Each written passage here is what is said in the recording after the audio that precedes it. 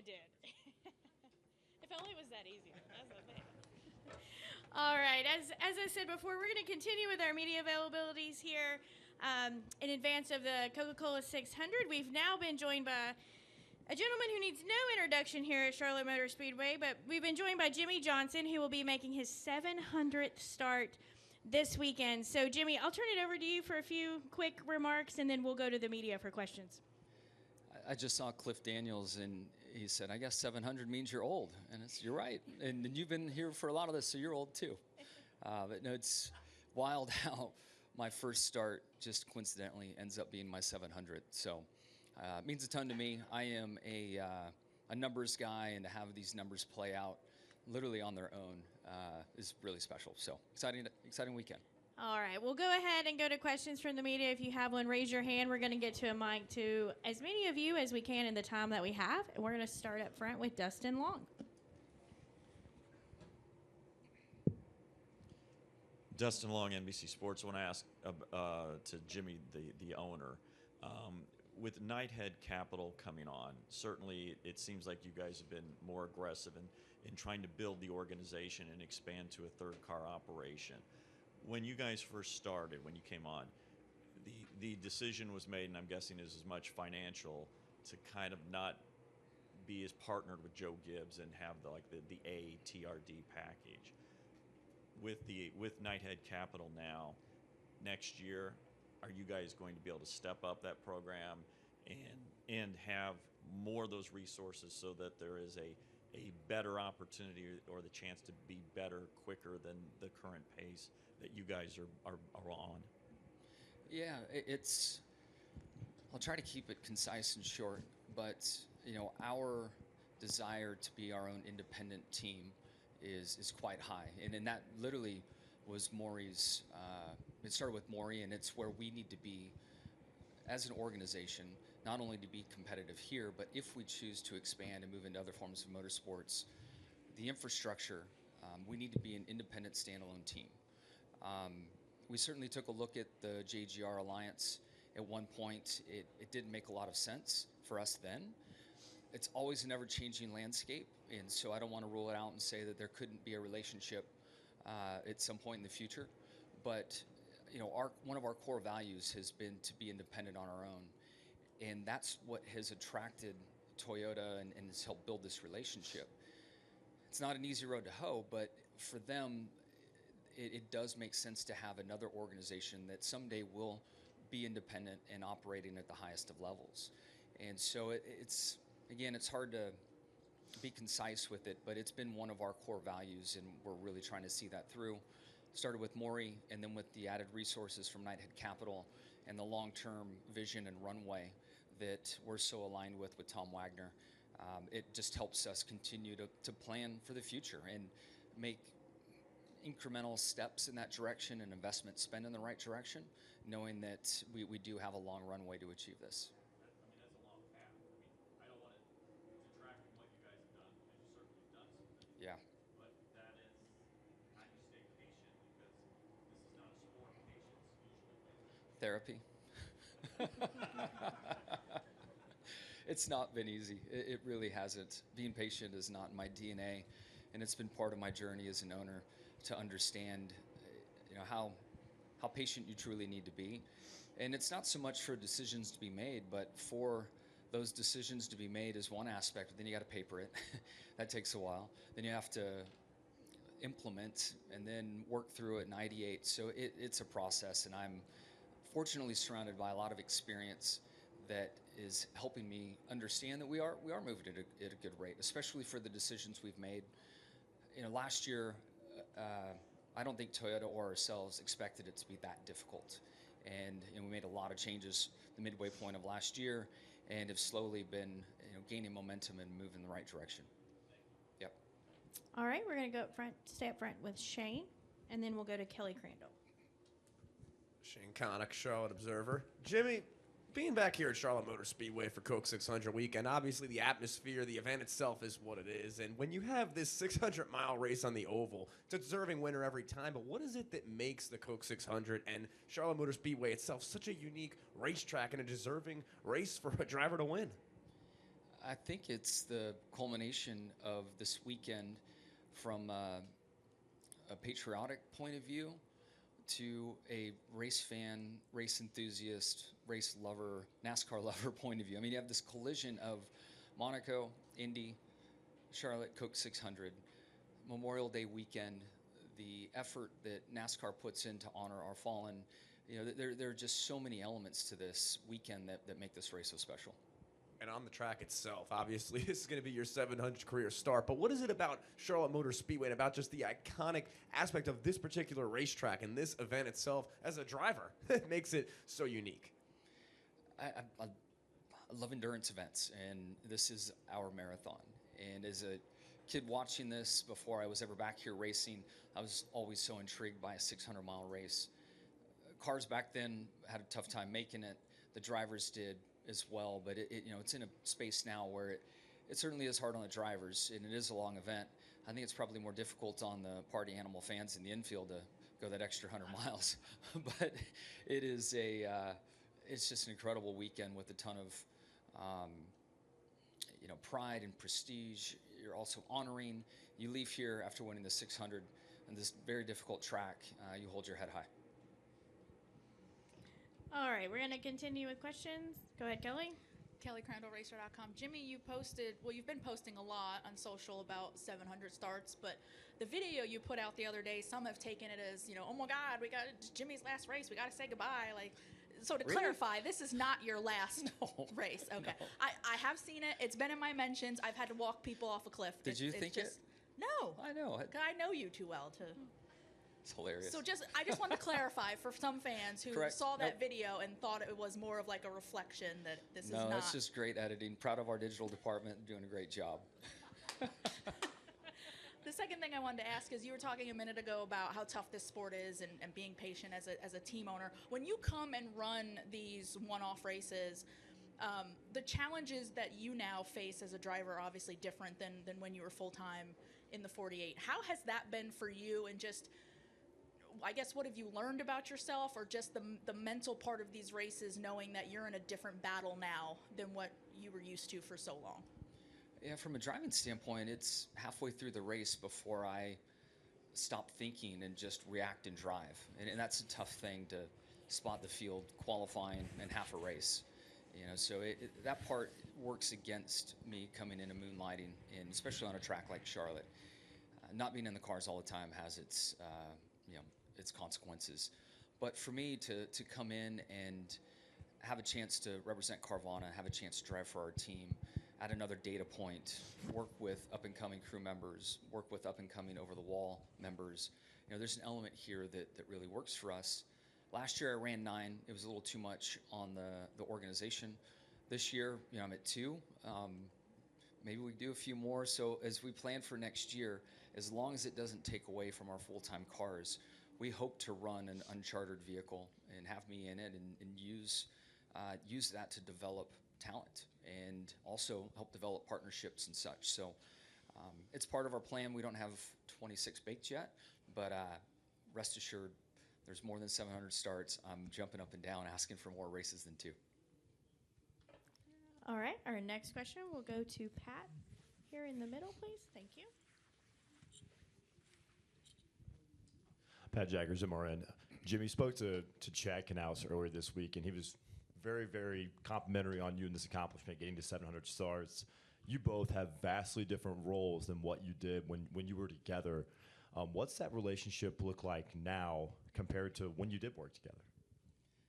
Yeah, it's been really, it's changed quite a bit for sure. And of course, when Rick broke us up, the year or two that followed and competing against each other, it's not the easiest transition to go through. But having time through the Garage 56 program and just how close our families are, we've really been able to continue to grow our friendship and relationship.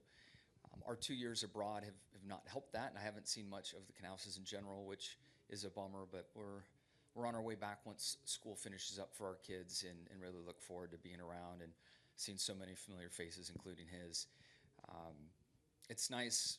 I really enjoy it now, the time I spend with him, and not being his laser focus for performance, we can be a little more relaxed and share more laughs and such. So I cherish all the time that I get with him. And just looking forward to Mexico City coming up. From an owner's perspective, what kind of, I don't want to say logistical challenges, but what goes into the planning that's maybe a little bit more unique than you would to go to like Charlotte or to go to Vegas? What goes into trying to plan a team to go international? Yeah, logistics has certainly been a challenge, and it's just trying to collectively work through the garage area and through NASCAR to make the most efficient and safest decisions that we can for everyone. I'm really excited for us to have an international points race. Mexico City, I've been there a handful of times on vacation and truly enjoy it. Had a great, amazing, safe experience, and I'm excited for our teams to go down there and compete. And I hope it really helps generate more interest and popularity in and around our sport. I think international growth is a big market for us, and I think that any international interest also influences national interest and continues to help corporate America or global corporate companies pay closer attention. And we're not trying to be anyone else. We are NASCAR, and I'm really proud of the product we put on track. And I do, from living abroad, see firsthand how much interest there is in our sport. People are so curious about it. And our Netflix show has shown people just how serious and competitive this championship is.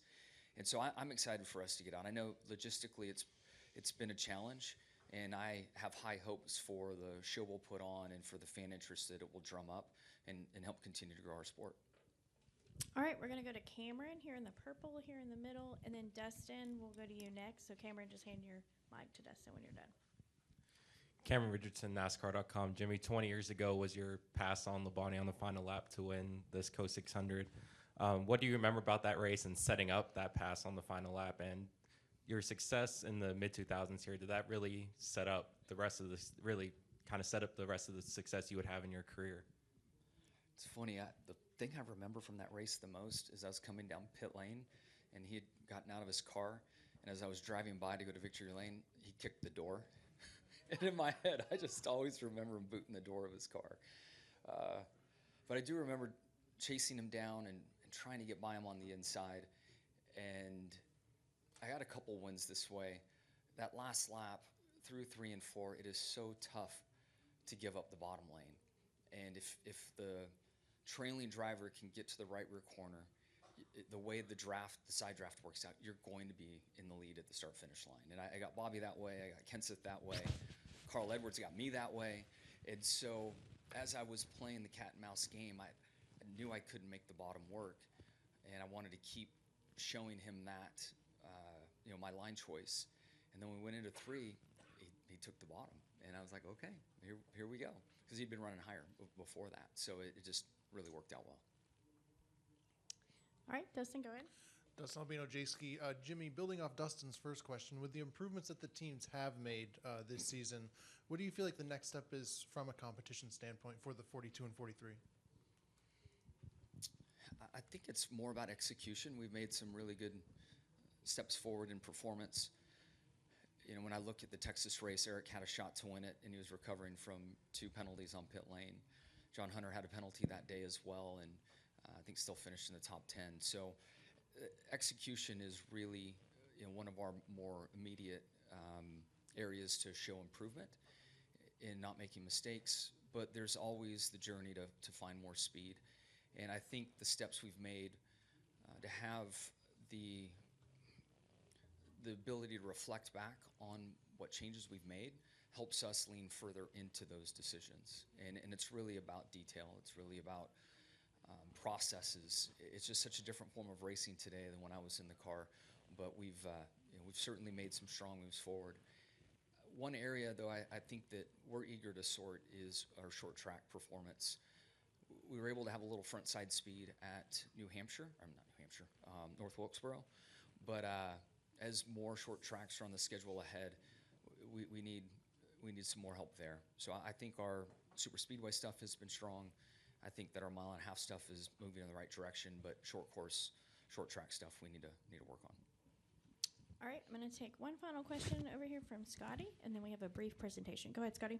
Scotty Sprinkle Race Face Digital. My first question to you is, as the race car driver Jimmie Johnson, you've been so dominant from the start of your career, 3 generations of cars. Going into the next gen, what's some of the key things that you've noticed from a driving style you've had to change? Obviously, the car is completely different. From your driving style, how have you changed what you do to get better? And, what have you been able to carry over from learning to the car to working on them at the shop? Yeah, it's an interesting journey. And when this car was coming along, so many of us, including myself, felt like an underwing. If the majority of the car's downforce was created by the interface of the underwing and the road, it wouldn't have, it would maneuver through traffic better. And what's wild is it's kind of gone the other way. And the underwing and how it interfaces with the road is so particular. And so, one, the traffic element's a little different in the way you can create downforce for your car. And two, the driving inputs you give it. If you disturb the perfect pitch of the underwing, the car doesn't handle as well. And in the past, you could use the throttle more aggressively in and out of it, the brake more aggressively in and out. And now in your mind, if you think about those aggressive movements, it changes the pitch of the car. That affects the underwing's interface. Your downforce goes away. And it's been tough for me to come back and just drive in a few races and not have, I got to rewire my brain. And I just know these tracks in a certain lift point and a certain style. And that was kind of what I had earned over all these years of driving. You just learn these little tricks in how to manipulate the car. And the majority of them are out the window. On top of that, this car, when you start to slide it, it loses downforce and side force. And for all the other generations of cars, as you expose the right rear, there was a lot of surface area there to increase the side force. And now that's gone. So once it starts sliding, you have nothing to catch you, and it goes around. And my first year, I guess in 23, driving a few shows, I learned that quickly. And so you just can't slide it around like you used to. And that was really one of my attributes, was driving the car off the right rear and sliding it around. And it's not like that now. And then to follow up on that, Eric, he's not new. He's been around for a little bit, but he's still fairly young. John Hunter, fairly new as well. You watch him on the pit box on TV and everything. Being on track, battling them, have you been able to notice things about their driving characteristics or things like that you can then relay to them to help build them up as a driver and give them advice? Yeah, first of all, it scares the hell out of me being around him. I'm like, okay, here are 3 cars at $450,000 a piece. Like, everybody give each other space.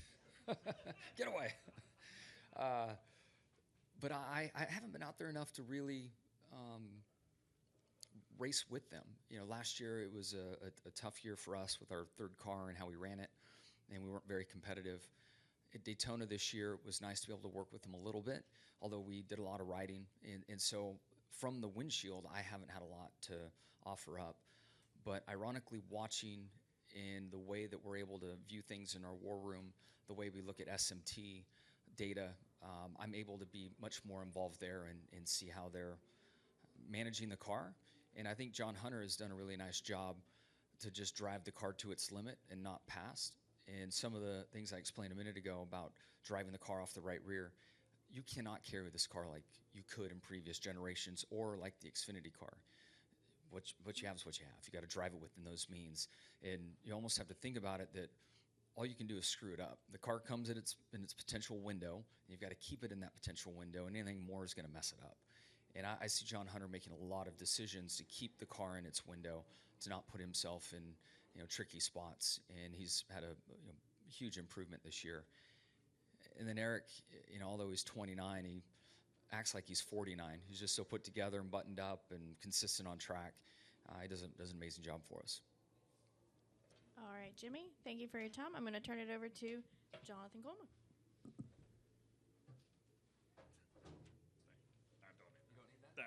I'll tower over the mic there. Before we let you go, when you retired from full-time racing, Charlotte Motor Speedway established the Jimmie Johnson Scholarship to kind of carry on your legacy, to celebrate a Cabarrus County student who was going on to study exercise and sports science, nutrition, health studies, that sort of thing. Every year we give out a $4,800 scholarship that is on purpose. but we've never had the stars quite align for you to be on property when we've been able to present that scholarship. So we are thrilled today to have Lucy Roach. We're going to bring Lucy up. Lucy just graduated from West Cabarrus High School right up the street, and she is actually going to South Carolina next year in hopes of being a PA. She was a dancer for 16 years. I think you have some dancers in your family, if I'm not mistaken, but learned lots of lessons in hard work and in perseverance and in following your passions, and has used those lessons to kind of chart a career for herself. So since we had you, we wanted to take the opportunity for a quick photo op and to be able to recognize Lucy for all of her hard work as the 2025 recipient of the Jimmie Johnson Scholarship. That's cool. We'll have you guys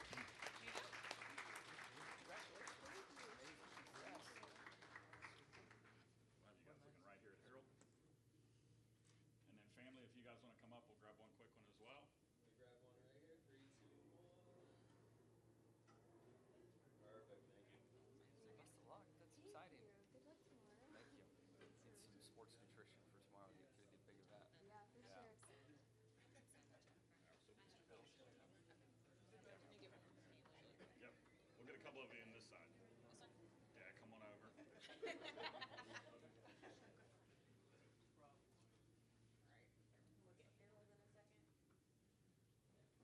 It's Harold's first time. Sorry. Thank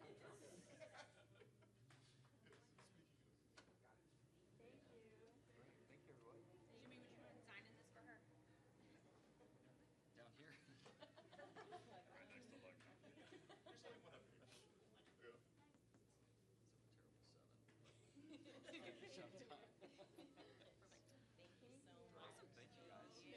Have fun. Yes. Good luck tomorrow. Thank you. Yeah, cheering for you. And I said before you get away, one more before you get away. I don't think that'll be your last photo op of the day. You want to talk about one more photo op while we've got a media contingent gathered here and give us a little bit of background as to that plan. I do, and I want to preface this with this does not reflect my final race by any stretch or reason. But because it's my 700th start, we thought that it would be fun to grab a media photo tomorrow in Victory Lane. So at 4:45, if you guys want to come over, and we'll just grab a big photo. Just want to say thanks. We may fight, we may not agree at times, but we're all here together, and we all need each other. And I thought, if you want a photo, let's go grab a photo tomorrow in Victory Lane. For my 700th start, not my final start. So we'll have a reminder tomorrow at 4:40, since we have just a short walk over. But we'll very gracious of Jimmie to be able to record a special moment for him and invite you all over to be part of it as well.